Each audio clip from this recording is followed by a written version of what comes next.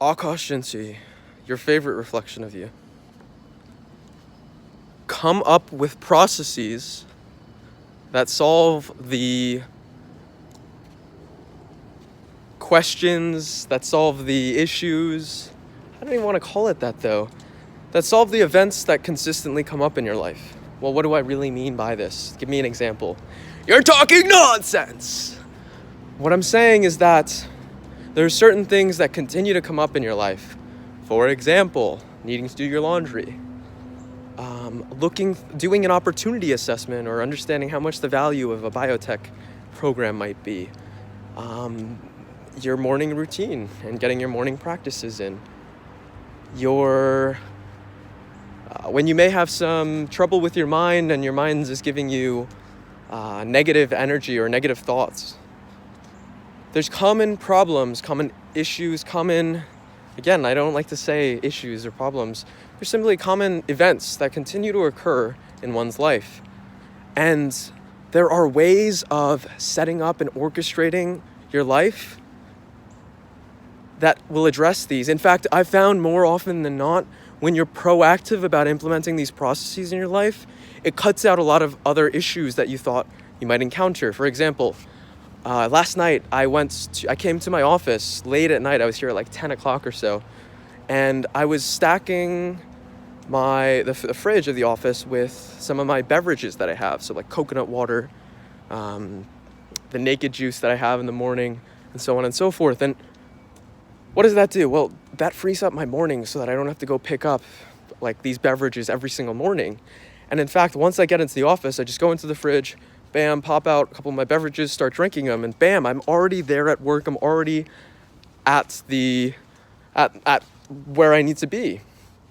So it gives me more time to make sure that I still get my health and energy and all that fun stuff. Yet at the same time, I'm minimizing time by organizing my time effectively and giving myself those 15, 20 minutes every morning to be able to be in the office or do some other thing, some other activity by grabbing all of these things at once. You can do this for anything though. It's not just for, this is what I'm getting a better understanding of what principles, like what is meant by principles as Dalio quotes them, is that we handle the events in our life in a similar way. So we first must optimize and figure out what is the best way to handle this, and then execute on it. So there's some thinking behind it, and then after that it's execution. Routine kind of comes in, and your habits are kind of built in around these different ways of being. So in other words, over time, it will be standard process for me to be, Sunday nights I head by the office around 10 o'clock, I drop off my groceries there, and then I'm set for the week. There may be some variation and flexibility. Maybe I do it on a Monday morning, but the real richness of it comes down to coming down with a science of, okay, this is exactly the time that I do it, and this is exactly what I need to get done when. So huge what's been going on in that regard. Right now I'm reading What It Takes by Schwarzman, and incredible book.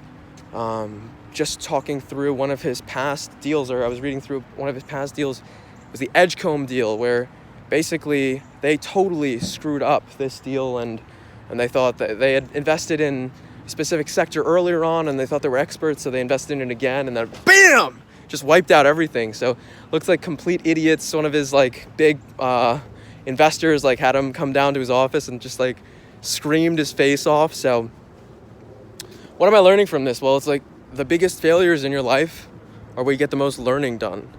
So fail often and fail early. And this is something that we see in biotech. This is a huge concept. Everyone's get your failures out now. And that's during when you're doing your pitch. That's when you're doing your roadshow. You need to be upfront about everything. Be completely candid of, okay, here's what's going on, really. And here's what's really going on. Not, oh yeah, I want to sugarcoat it and I want to make this look pretty and blah, blah, blah.